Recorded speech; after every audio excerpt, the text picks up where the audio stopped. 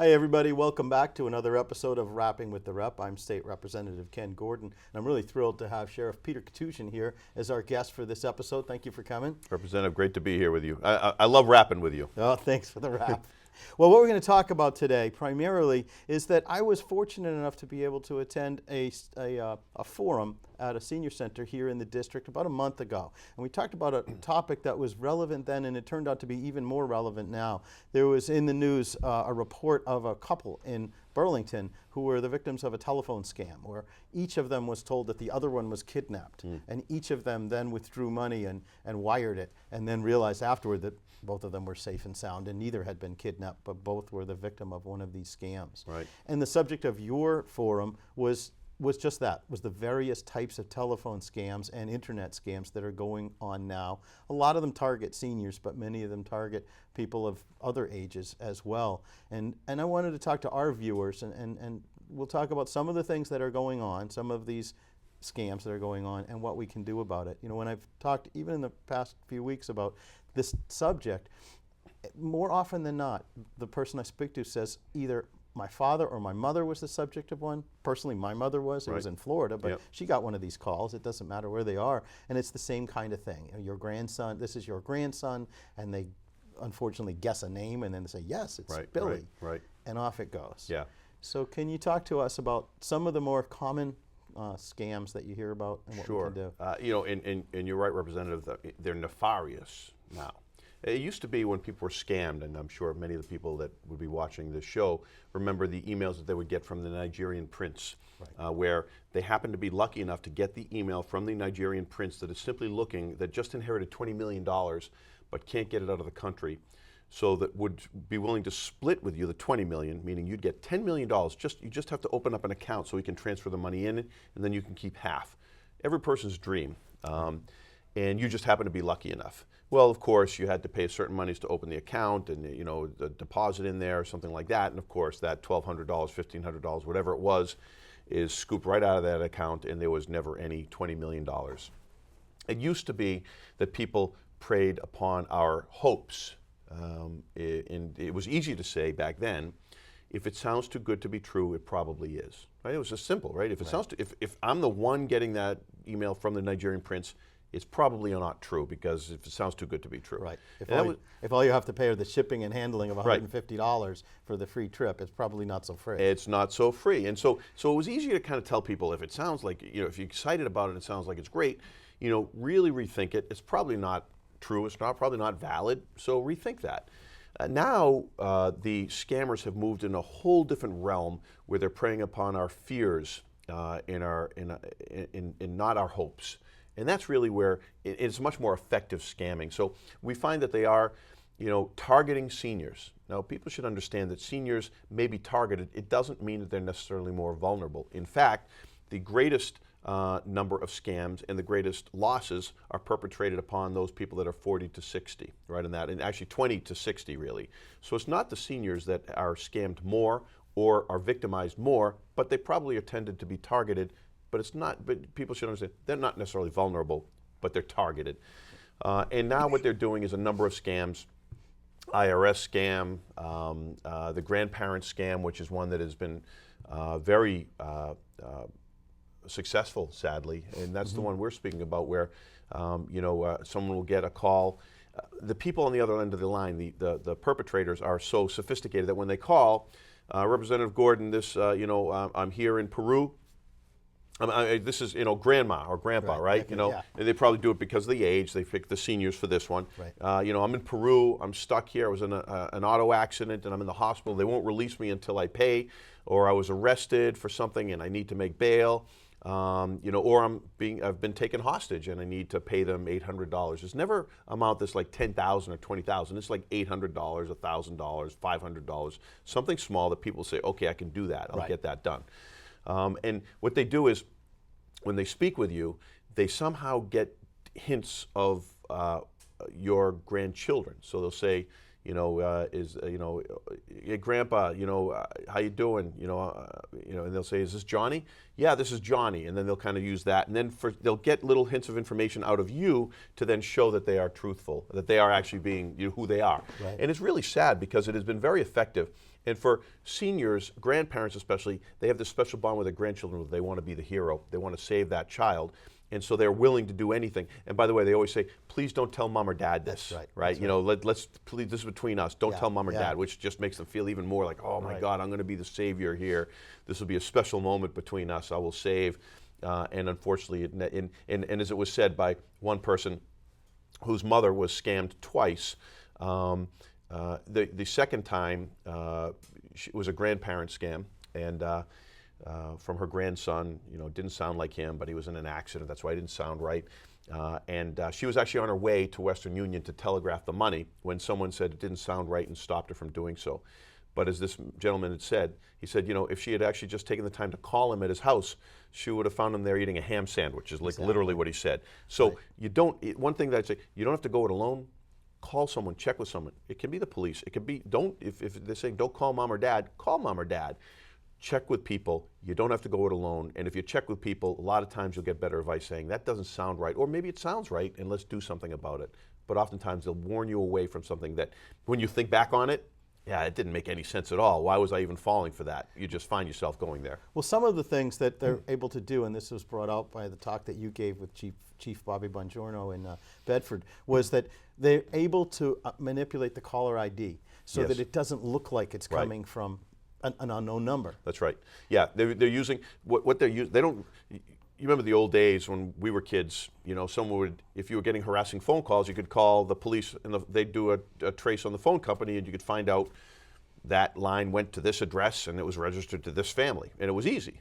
Now it's all done through the internet, so it's VoIP, voice over internet phone, and so basically now they can be calling from, you know, Bedford, or they're from Burlington, or from Massachusetts, or anywhere in the country, or anywhere in the world, and they can spoof the number so that when the number shows up, it looks like it's from a law enforcement authority, or it looks like it's from, you know, a lot of times what they do, in order to get someone to pick up the phone, because they know seniors a lot of times will ignore the calls, they'll actually have the number, they'll program the phone, the computer, so that when you're calling Ken Gordon's number shows up. So you're looking at your caller ID and you see your own number showing up, and so you say, that's kind of weird, I'll pick it up. And then they've got you on the phone. So that's how they do it too. It's just to get you to pick up the phone because you're confused for a second. Right, because it could very well be, that's the exchange of my grandson.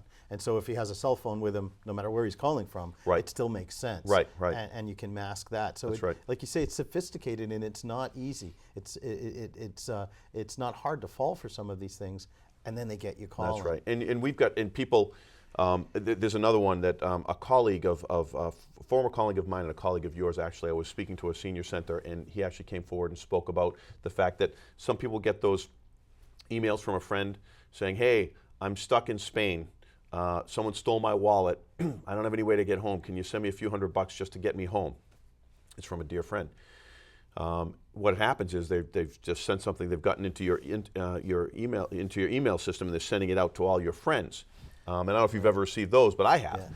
And I always reply and say, hey, Representative Gordon, I think your account was hacked. Now, I never hear back from Ken Gordon. I never understood why, because it goes to the perpetrator. So what happens is this person, his friend was stuck in Spain, wallet stolen, she couldn't get back. She needed $1,400 or something like that. So he wrote back, hey, I'm glad to help. How can I help? She says, just send it to this, internet, account in Spain or whatever. So he sent extra money just to make sure she was going to be okay. Yeah. He then gets a call from the equivalent of the Spanish Secret Service, and they called, did you wire this money? And he says, yeah, I did.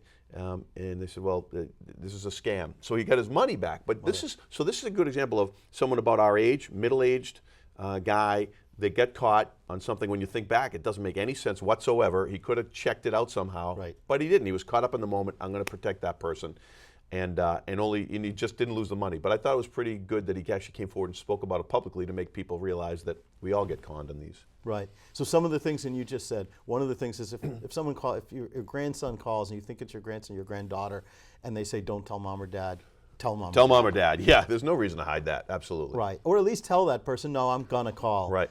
Yep. My children. Right. I'm going to call them before I do anything. Right. And they'll probably they're probably going to beg. Right. And then eventually give up because they know that'll be the end of it. That's right. Or I'm going to call your number. Right. Yeah, you call them. You can call them and you'll find out.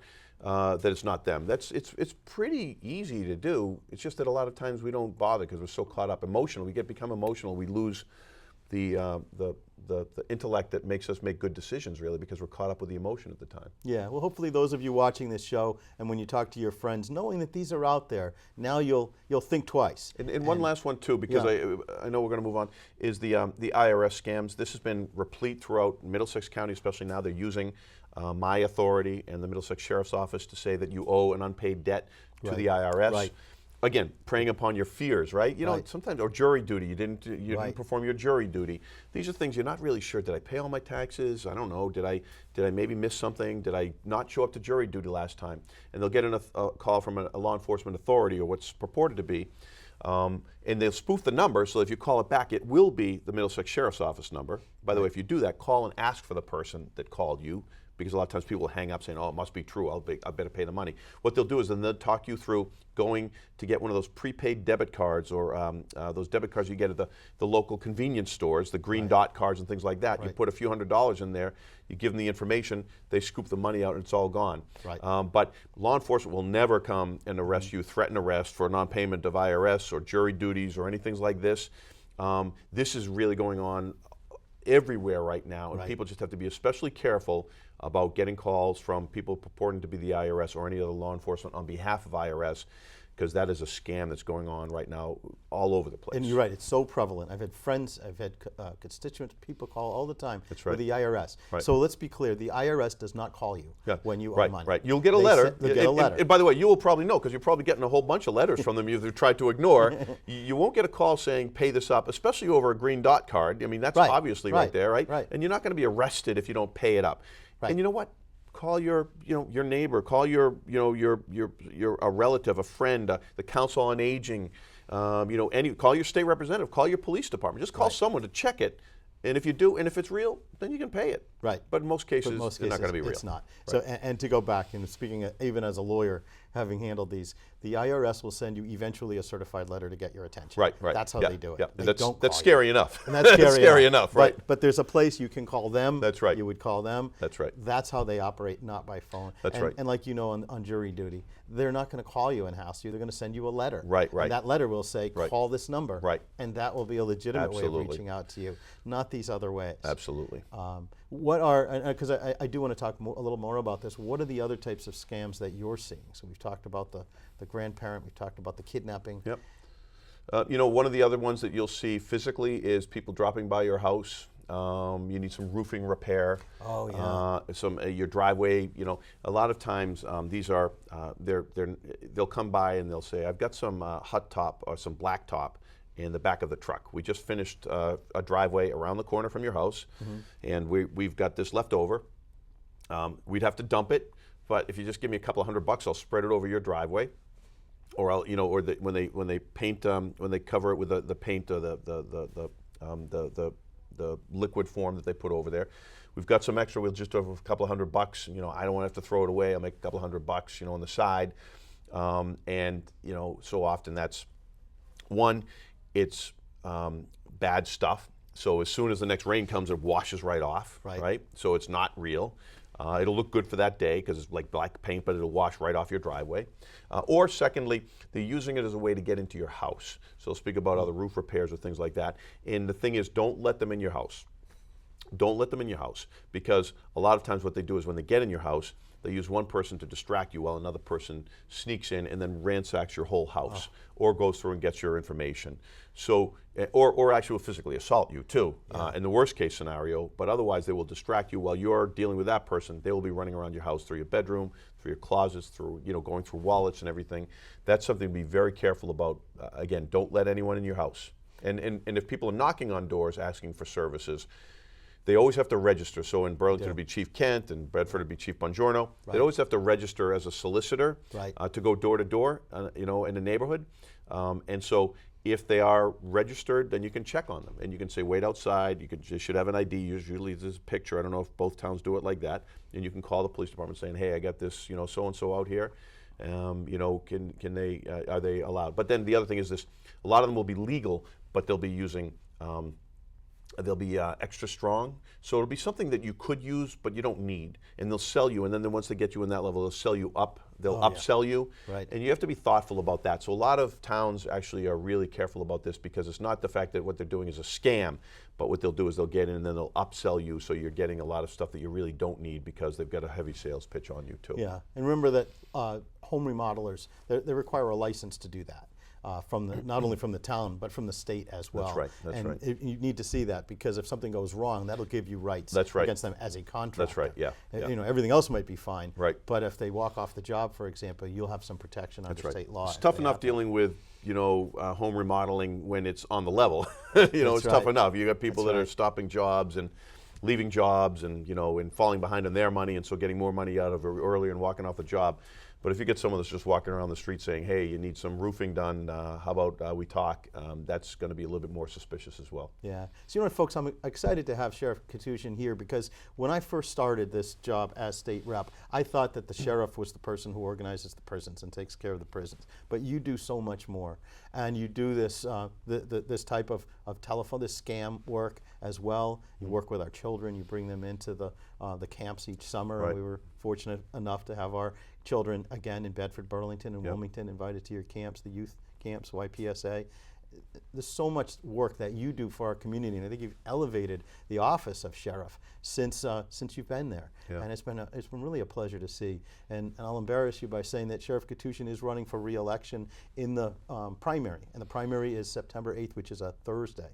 First day of school is Tuesday, so the primary is moved back. So it's an unusual day of the week. I hope Yes. you all remember to go vote on September 8th. Because you've been doing a great job for us. We're working hard, and it's great having partners like you, Ken. You know, we're doing great things. Our Youth Public Safety Academy, our gun buybacks, we're doing those. We've taken 300 guns off the streets.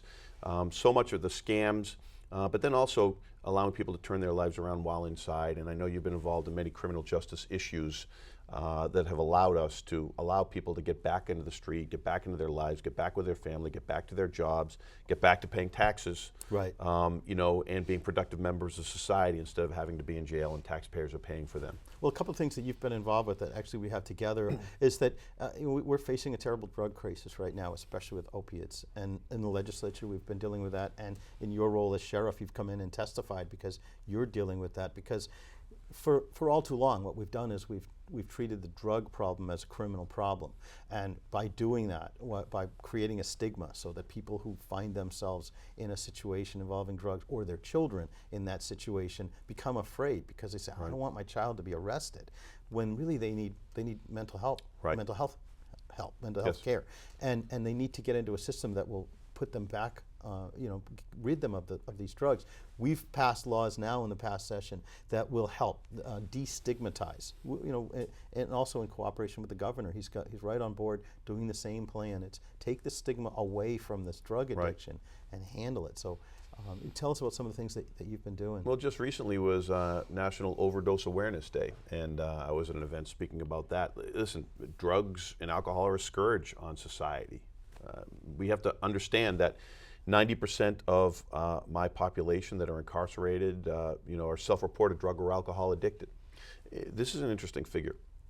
Of all the new admissions, people coming off the street in the jail after arrest, or being, they're on the street but they're sent to jail for a sentence, the House of Corrections, almost half of them have to be detoxed. Mm-hmm. So 43% have to be detoxed for drugs or alcohol, and of the drugs, predominantly 70% are for opioids.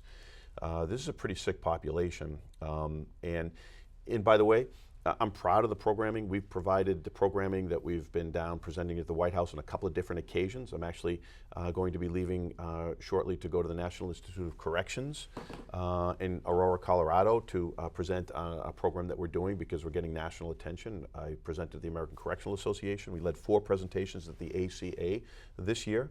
I'm really proud of the program we're doing, but you shouldn't have to come to jail to get that program. You should be able to get it out in the community. Right. And if you get it out in the community, it's less expensive, you've got higher success rates, and you have lower recidivism rates and relapse rates. So it's really important that we try to move into that with the appropriate types of offenders. And a lot of that's mental health too, is about 46% of our population have a history of mental health, and about a third are being treated for mental health issues inside. And the 3 largest mental health treatment facilities in the entire country are Rikers, LA, and Cook County jails. Yeah. And the largest mental health provider in Middlesex County is my jail.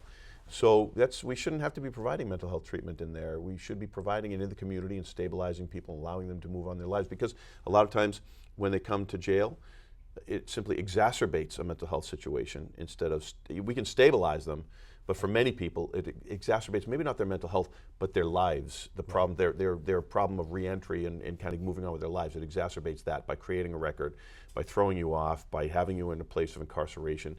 It really throws a wrench, a wrench in your works, and it's hard to get back out and be productive and successful after you've come in here, if you didn't have to go there in the first place. Yeah, and I'm glad that what we're looking to do is our new laws now are bringing in an intervention kind of an element to it. First of all, education, so that we're showing teachers and pharmacists, physicians, some of the ways in which we've gotten into this problem, and then intervention so that parents, teachers, family members, and friends can intervene when they see that there's a problem without that threat, without that risk that this person's going to end up in the criminal justice system. Instead, they'll end up in a mental health opportunity. And the legislature has done, you've done some great work this year, including even something simple like the driver's license piece of legislation, yeah, right? Talk about that, right? People get convicted of a drug offense. It can be a small drug offense. They lose their license for a period of time.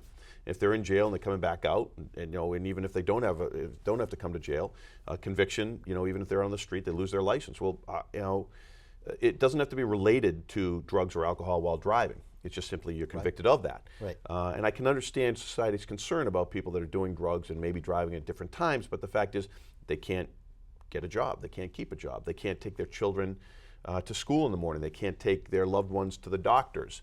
It really affects their ability. And then what happens, they keep doing things to try to manage their life, but getting themselves into more and more trouble. And this is a recycling effect on driving people back in and recidivating. And so that simple piece alone, letting people get their licenses after a certain period of time, a shorter period of time, will really allow people. And your restorative justice initiative, which I know you've started, really will help bring the closure that the defendant may like, but the victim really needs, and still preserving public safety is a really important one that I know you've been leading on as well. Yeah, thank you. I want to unpack both of those issues because they are so important. So when a person leaves prison, including if this is an offense that doesn't involve driving and while on drugs, it just involves drugs in a different setting. Right. 5 years they have to wait until they can get their license. And then it's the cost of getting it back is thousands of dollars. I think it's $800. $800, and then you tack on some. Yeah, so you're talking about people not being able to get their license back, and then out of necessity, driving a car without a right to drive, and then the first offense is maybe a fine, the second offense, and then actually just causing more and more problems, and then their suspension continues to grow, and they're just not getting back on their life, And they become desperate. Right. And we make different kinds of choices when we're desperate. So you can imagine someone pay their debt to society, comes out, says, now I want to be responsible, I want to get a job, and I want to feed my family. And I have the opportunity to do that now because while I was incarcerated, I couldn't do that. Well, they find they can't get that job because they can't get there. Right. Or they have to depend on a family member to get them there, and that adds strain to that relationship. And by the way, it should be noted, this is a bipartisan effort. I mean, this is embraced by Republicans and Democrats alike. This is not, so much of corrections and addiction and these things that we do are not partisan at all. I've got, 6 or 7 of the 14 sheriffs are Republicans. Right. We all do the same basic thing. We have the same philosophies. It's not a partisan area, which is nice when you get into an area that you don't have to worry about the partisan politics, but you've achieved this through bipartisan support, hardcore devout Republicans and hardcore devout Democrats coming together on issues that they know makes perfect sense, getting the job done. That's great work by the legislature. Right, and the governor has been a partner. That's right, absolutely. In this. And going back to our opioid conversation, he's the one that came out with this campaign that says take the stigma out of the drug situation, get the treatment. And going into what you said, restorative justice. I mean, you're right. It's in the right situation, it's a great program because what that program does is it takes mostly first-time offenders out of the criminal justice system where they'll be scarred for life, brings the victim, if they're willing to do it, together and puts the two together. It may have been that the person that committed what is illegal made a terrible choice, hurt a victim. But the victim is saying, I just want that person to understand what he or she has done to me. Right. And without that, it doesn't make me feel any better to see this person with a criminal record. It doesn't get me back what I lost. But in this case, they negotiate a resolution where perhaps if it was a theft crime, for example, they pay them back, they get it back, but they say, I'm sorry. Right. They look them in the eye and they realized, you know, I made a terrible mistake, and that was a terrible thing to do. And the victim then can move on as Right. well. The victim feels some closure because they don't really they don't get closure by sending someone to jail. They get closure by seeing someone understands the impact of their actions on them and acknowledges their responsibility. That's closure for the victim. On the perpetrator, the offender side, it brings closure in the fact that they get to see who they harm. Because a lot of times, you know, the narcissism of addiction and criminality is so great that they don't really even think about other people. Right. And so when they actually have to sit down with someone and see it's a person just like you or me, and or like my mom or my dad or my aunt or my uncle or my grandparents, and they suffered for my actions, they see it a little bit differently because they never really see the impact of their actions. It's just a theoretical victim out there. And here they get to see, okay, that did affect someone that I can now see and understand they're just like me. That's a huge difference on the perpetrator side as well. It's the education side. And imagine if the person who committed this offense is the friend of your child, Yep. you know, who was suffering from a problem like this. And it was an easy thing to do, an easy choice. There's an opportunity. It was a crime of opportunity, they call it, where they Right. might otherwise not have done it, but there's something right in front of them. And now the parent realizing that's the friend of my child. Right. Do I really want to go through all of this? Without this, oftentimes these situations are dropped. Right. Because guilt sets in, Right. and now it can be addressed. Right. So it's Yes. it is a very good program, and some of the other things that I know you're working on are, you know, these are progressive measures to look forward and solve these problems, you know, without a stigma of scarring. That's right. Behind them to get them done. That's right. Looking forward, what are some of the programs that you're looking to implement? Well, one of the things we're actually doing right now, and we're expanding right now, is a Humvee unit, housing unit for military veterans. This is a dedicated unit, a barrack-style unit for incarcerated military veterans. We're the only one in the entire state, and one of the very few in the country that began this program. And we also run it. We're the only one in the entire country that actually started identifying veterans, not through their own self-reporting, I'm a veteran, which they don't always do, but actually running our database through the Veterans Affairs Department in Washington to identify those that are incarcerated that have served. Many of them didn't report for stigma reasons. They're getting benefits at home they didn't want to cut off, but they always get caught, and that really they suffer for it a lot worse later. They don't think they're a veteran because they didn't serve during an active war or they were discharged dishonorably. We take them all in, and we provided this unit where it's this most amazing, this is one of those goosebumps, you know, kind of initiatives that we have. You've got veterans from Grenada and Vietnam up to, you know, Desert Storm and, you know, and Operation Enduring Freedom that are all there recovering together, supporting each other in a community therapeutic model. Instead of being an individual out on the outside, it's something really powerful. They understand each other, support each other despite the ages, and it has been incredibly robust, the response that we've gotten and the therapies that we've gotten. And by the way, we're able to get them back into court and divert the cases so that they don't have to go in for the big conviction. We're able to get them on the right track. It's really one of the most powerful things that we do in Middlesex Sheriff's Office. And again, for Middlesex County residents, the only one in the state, one of the very few in the country. In Middlesex Sheriff's Office, we're innovating, we're leading, and we're getting not just attention in the state, but across this nation more and more as we go through the stuff that we're doing. That's great. Sheriff, we're proud of the job that you're doing. And again, you deserve our support. You deserve our vote on September 8th. Folks, this is State Representative Ken Gordon. I'm here with Sheriff Peter Koutoujian. Thank you for joining us. Thank you for tuning in. We'll see you next time on Rapping with the Rep. Good job. Thank you, sir. Thank you.